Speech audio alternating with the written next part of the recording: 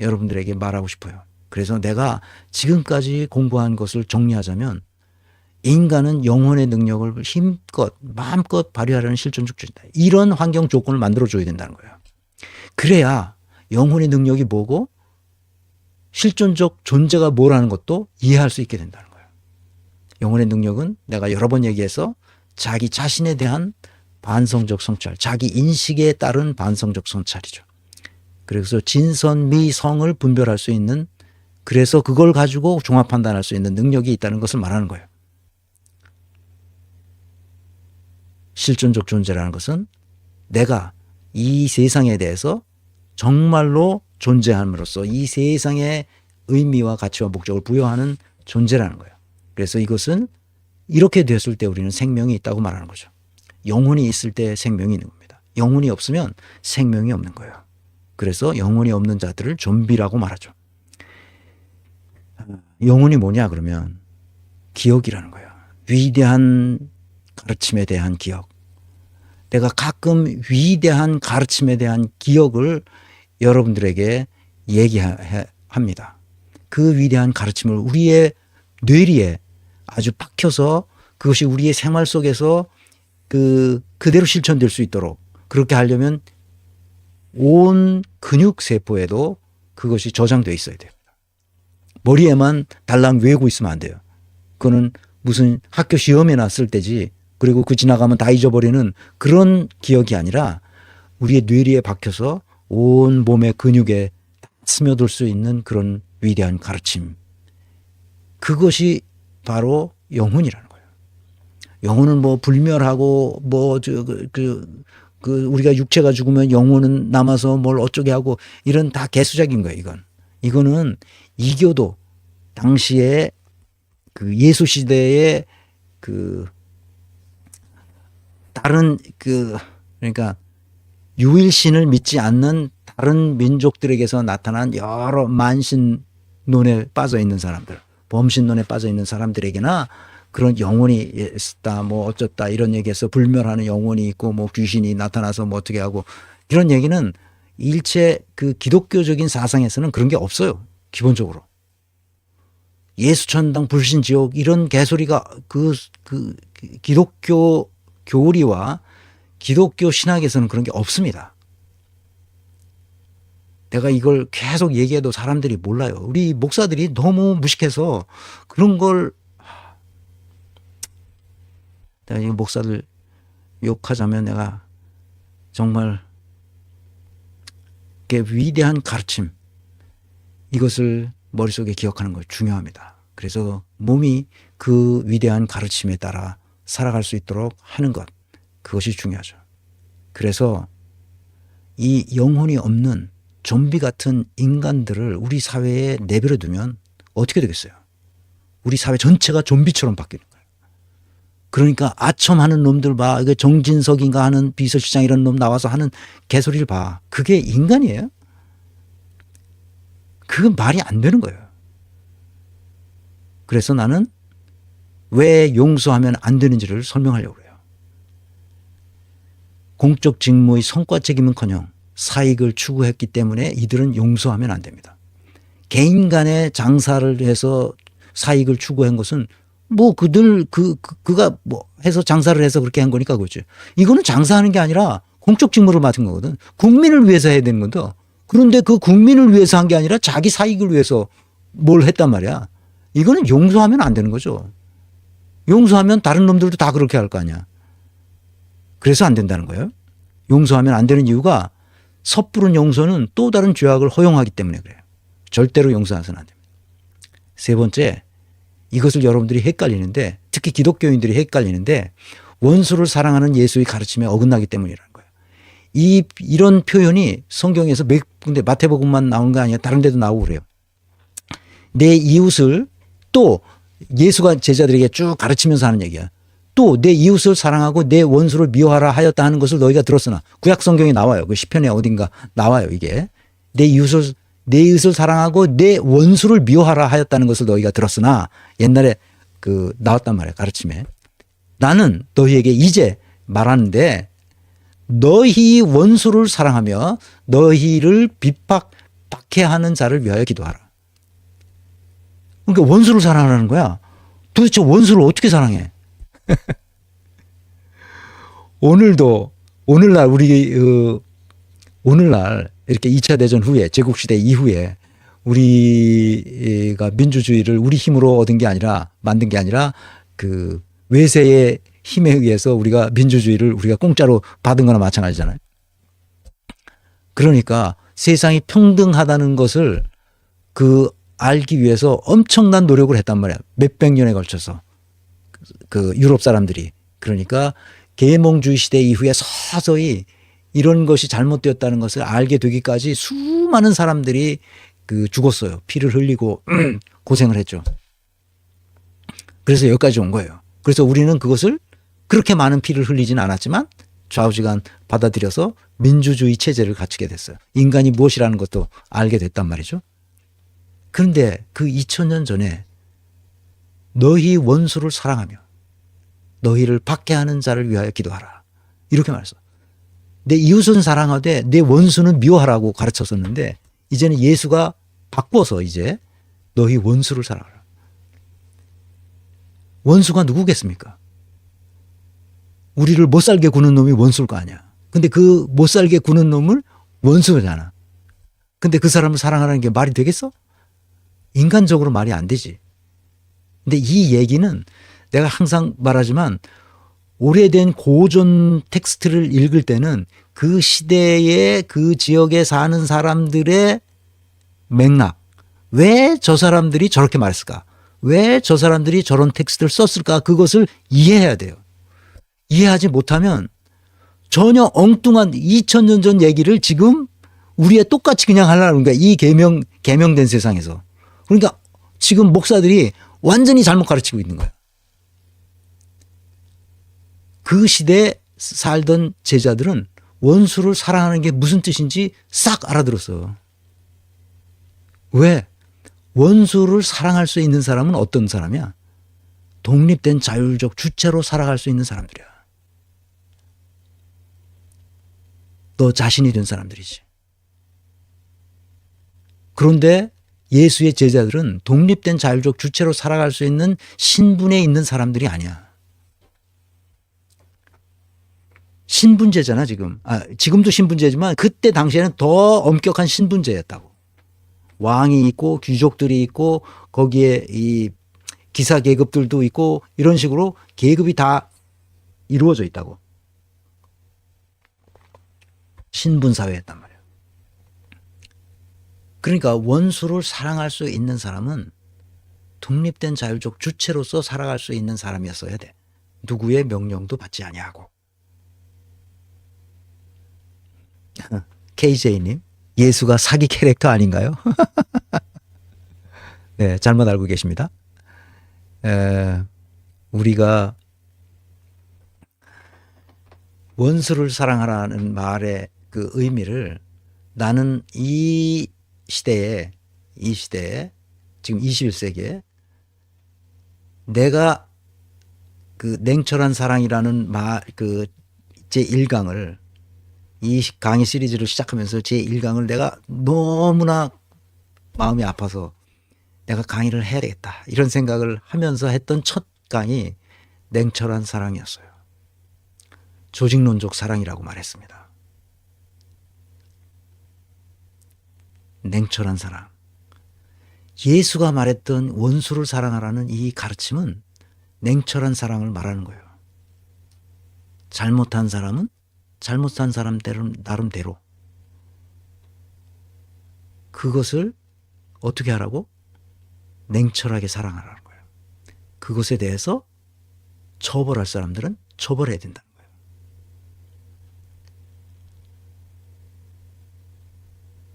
이 사실을 모르면 헷갈리게 됩니다. 그래서 이 말을 하는 거예요. 눈에는 눈, 이에는 이. 이건 다 알죠. 모르는 사람이 없죠. 이것은 마치 고대 시대에 그 함무라비 법전에도 나오는 말이잖아요. 이것은 뭘 말하는 거죠? 보복하는 겁니다. 그 당시에는 진짜 눈에는 눈, 이에는 이. 똑같은 그 피해를 상대방에게 주도록 보복하는 거죠. 그것이 정의롭다고 생각했어요. 함무라비 시대에는. 그런데 이 보복의 시대를 지나서 너무 잔인하니까 눈에는 눈, 이에는 이 보복의 시대를 지나서 너무 잔인하니까 어떻게 됐냐. 이제 돈으로 배상해라.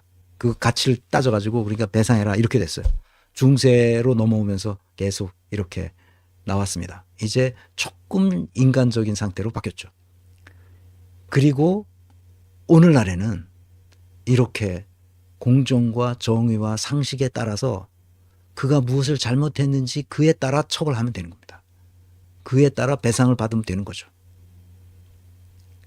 그래서 오늘날에는 법의 평등한 지배로 바뀝니다. 눈에는 눈, 이에는 이. 평등한 지배. 굉장히 중요한 얘기입니다. 이게. 법의 평등한 지배. 법의 지배. 이게 법이라는 게 뭡니까? 우리의 상식이죠. 상식에 따른 지배예요. 칼 야스퍼스가 한 말도 정치적 책임을 져라 라고 얘기했을 때 그것은 아주 상식에 따른 말이야. 정치인은 자기가 그것을 하겠다고 선출돼서 그 일을 했잖아. 그런데 잘못했어. 그거에 따른 그 평등한 처벌이 주어지면 되는 거예요. 왜? 머슴이니까. 그런데 법을 평등하게 지배하나요? 내가 묻고 싶은 거예요. 지금 법이 평등하게 지배하고 있습니까? 우리 사회를? 그렇지 않죠. 그래서 눈에는 눈, 이에는 이가 고대인들이 가지고 있던 것을 오늘날로 해석해야 된다는 거야. 똑같은 정의로움으로 예전의 사랑이라는 단어가 오늘날 21세기에 어떻게 해석되어야 되느냐, 냉철한 사랑으로 바뀌어야 된다는 거예요. 법의 평등한 지배라고 바뀌어야 되는 거예요. 눈에는 눈, 이에는 이. 그래서 우리 헌법에도 이것을 명확하게 정의했습니다. 헌법 11조 1항에 모든 국민은 법 앞에 평등하다. Alle Menschen sind gleich vor dem Gesetz. 독일어로는 그렇게 돼 있을 겁니다. 법 앞에 평등하다. 모든 인간은 법 앞에 평등하다 그랬어요. 모든 국민이라고 독일에는 돼 있지 않습니다. 모든 인간은. 그가 이방인이든 남자든 여자든 남녀노소 인종 그 무슨 국적이 어디냐에 상관없이 모든 인간은 법 앞에 평등하다. 그래서 조국이 문재인 정부의 헌법 개정안이라고 하면서 내놓은 걸 보니까 이 국민이라는 말은 싹 들어갔고 전부 인간 또는 사람으로 바뀌었더라고. 내가 그래서 칭찬했어요. 잘 바꿨다. 국민이 아니라 인간이에요. 모든 인간은 법 앞에 평등하다. 누구든지 성별, 종교 또는 사회적 신분에 의하여 정치적, 경제적, 사회적, 문화적 생활의 모든 영역에서 차별을 받지 아니한다. 이거는 다 쓸데없는 얘기야. 모든 국민은 법 앞에 평등하다. 이렇게 모든 인간은 이렇게 정하면 되는 겁니다. 딱 한마디로 정의되죠.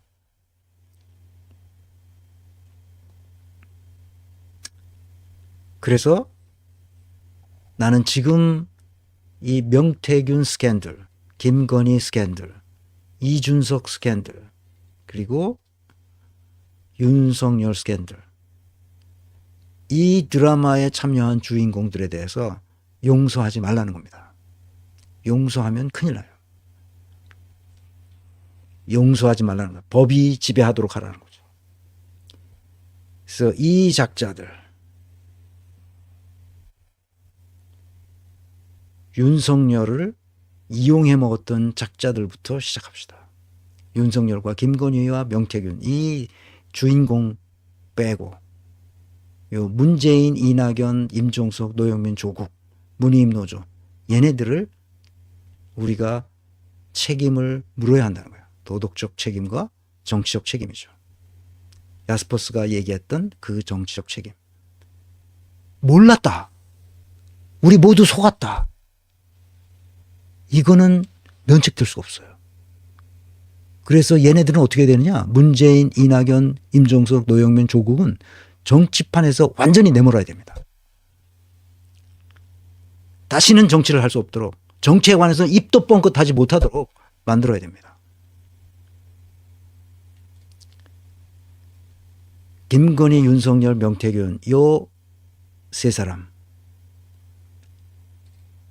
형사적 책임을 물어야 됩니다. 도덕적 책임은 말할 것도 없고 정치적 책임도 말할 것도 없고 형사적 책임도 말할 것도 없습니다. 우선 중요한 것은 이게 불법 행위를 아주 도대체 어떻게 이럴 수 있을까 이 사람들은. 더 이상의 증거가 필요하지 않아요. 이게 굉장히 긴 시간 아마 혼자 가 있어야 될 겁니다. 형사적 책임만으로도. 근데 얘네들은 양심이 없는 애들이기 때문에 영혼이 없는 좀비 같은 애들이기 때문에 도덕적 책임, 정치적 책임, 형사학적 책임 이런 것도 다 거부할 것이고 이게 무슨 말인지도 모를 거고 야스퍼스 같은 사람이 있었는지도 모를 거고 형사적 책임만 면해 보려고 어떤 수작을 다 부릴 겁니다. 근데 용서해서는 안 됩니다. 우리 시민들이 용서해서는 안 됩니다. 그 나머지 여기 조연급으로 나온 애들 얘네들은 어떻게든지 경중을 따져서 형사 책임, 도덕적 책임, 정치적 책임을 다 물어야 됩니다. 이 정치적 책임을 어떻게 묻는 것이 좋을 것이냐 하는 문제에 대해서는 각자 생각이 다를 수 있어요. 법에서 정해준 것이 없기 때문에. 내가 생각하는 것은 정치판을 떠나라는 거예요. 다시는 정치판에 나오지 못하도록 시민들이 하면 됩니다. 표를 안 주면 되는 거예요. 특히 이준석 같은 애, 이 젊은 애가 벌써부터 저런 것에 잘못 물들어져 가지고 저 짓을 했다는 것은 용서할 수가 없는 겁니다. 그래서 이준석은 다시는 나오지 못하도록. 그 다음에 그 누구지? 또 같이 있다는 천하람이라는 애도 있는데 그 녀석도 마찬가지. 그렇습니다. 파피루스님, 이재명은 감옥에 가더라도 수박한테 총선 공천권 포기 안 했습니다. 우리도 용서하지 말아야 합니다. 맞습니다. 옳은 건 옳은 것이고 잘못된 건 잘못된 겁니다.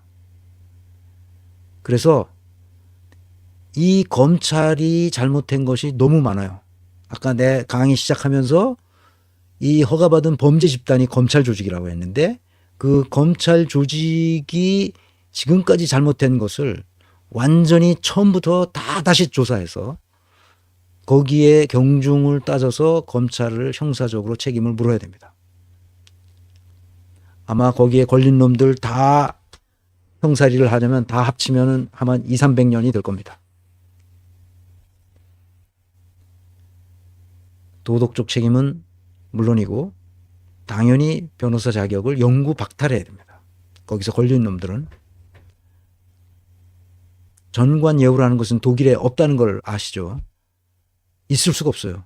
독일에서는. 왜 있을 수가 없냐? 변호사 하다가 판사 하다가 나와서 변호사 하는 일이 없어요. 왜? 그냥 자기 전문직으로 그걸 다 판사만 하거든. 그러다 나와서 변호사를 한다? 그럼 다른 사람들이 다 이상하게 봐. 뭐라고 그래? 아니 쟤는 뭘 하다가 여기 나온 거지? 직업이 다 똑같기 때문에 판사 하다가 나와서 변호사를 하겠다? 전관예우로? 전화 찍질하면서? 그건 독일 사회에서는 있을 수가 없는 일이야. 그건 누구도 주변 사람들이 받아들여 주질 않아. 그래서 대개 판사 하다가 은퇴를 하면 아무것도 안 하고 그냥 그야말로 은퇴하면 뭐라 그러더라? 그 독일 이모님이 얘기를 해주셔야 되는데 나가셨나? 하여튼 은퇴하면 렌트가 이제 연금인데 연금 생활로 나가는 거야. 끝. 그리고 바뀌질 않아. 인사 이동이라는 게 아예 없어. 아니 어쩌다 있긴 있는데 그 특수한 경우에 하는 거야. 그리고 자리가 비면 공채를 해 항상. 그 잡 오프닝을 해. 그래서 누가 신청을 하면 그거를 다 일일이 검증해. 그래서 그 사람을 앉혀. 그렇기 때문에 인사 이동하면서 자기네끼리 같은 직장에 있었다가 서로 알고 그래가지고 무슨 패거리를 만들어가지고 누가 끌어주고 밀어주고 이런 것이 독일 사회는 일체 있을 수가 없어. 공직자도 마찬가지야. 공직자는 자기가 일하던 걸 그냥 가지고 거길 가기 때문에 승진해도 자기가 하던 일은 가져가. 그래서 무슨 부정부패 이런 게 전관예우 이런 게 애시장초부터 생각을 못해. 그런 게 있느냐고도 물어봐. 그리고 아니 왜 그 변호사 하면 되지 않느냐 그랬더니 아니 나는 평생 판사만 해가지고 변호사를 해본 적이 없어. 그래서 변호사를 할 줄 몰라. 이렇게 말해요. 독일 사람들 무지하게 고지고대로 하죠. 고지식하죠. 그래서 내가 용서하지 말라는 것은 당선 무효형이다. 이건 당선 무효예요. 당선 무효형을 때려서 한 500억 이상 선거 보존해준 비용을 다 토해내도록 그렇게 반납하도록 그렇게 해야 됩니다.